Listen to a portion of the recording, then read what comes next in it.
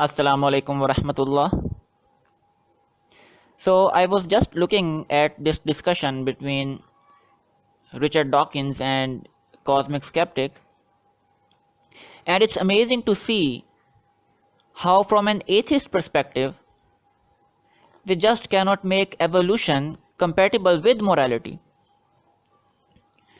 When Alex asked Richard Dawkins about rape being as arbitrary as having 6 fingers rather than 5, Richard Dawkins didn't have any answer to that. So I'm interested in asking about if morality is something that's evolved within us and was susceptible to similar arbitrariness. Is the fact that rape is wrong as arbitrary as the fact that we have 5 fingers instead of 6?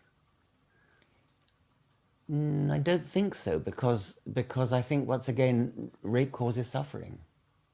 But then the fact that we experience suffering and the fact that we call that suffering is something that's evolved. You're being too philosophical for We me. could call something else. Yeah.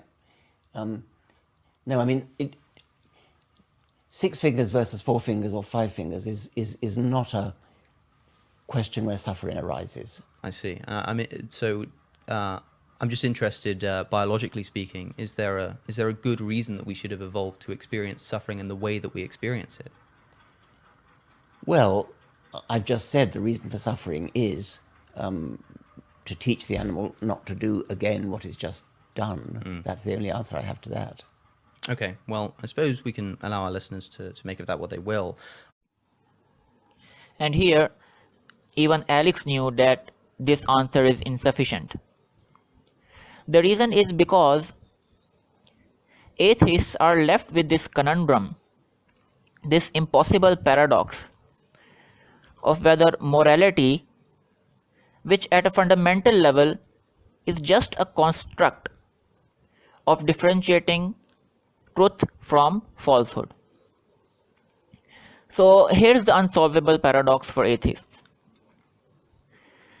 Is morality, or is truth and falsehood, a cause from evolution, or was evolution true?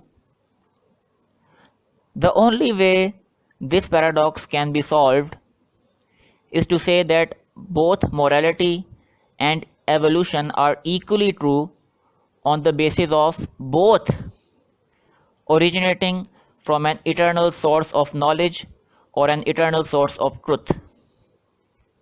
And that is exactly the theological or the Islamic perspective. Because until or unless you do not consider the existence of an eternal source of knowledge or an eternal source of truth, you can never claim truth with a capital T or objective morality.